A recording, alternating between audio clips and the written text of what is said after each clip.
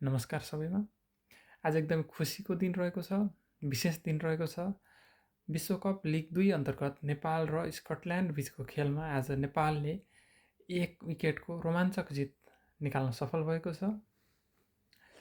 नेपालले प्राप्त गरेको 296 रनको लक्ष्य नेपालले 49.5 बलमा 9 विकेट गुमाएर पुरा गरेको छ। नेपालको जितमा अलराउन्डर करण केसी, जसलाई हामी भ्यालेन्टाइन बोय भनेर पनि चिन्छौँ, उनले आज पनि उत्कृष्ट अलराउन्डिङ पारी खेल्दै नेपालको विजयको बाटो तय गरेका थिए। उनले बलिङमा 2 विकेट र ब्याटिङमा मात्र 41 बलमा 65 रनको उत्कृष्ट पारी खेलेका छन्।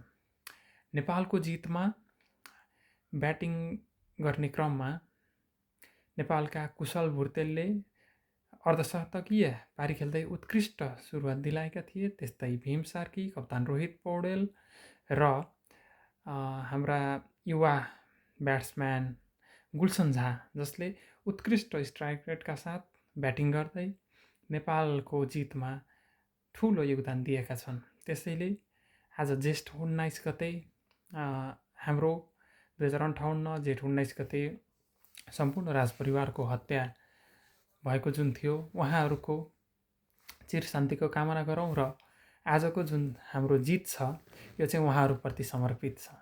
धन्यवाद।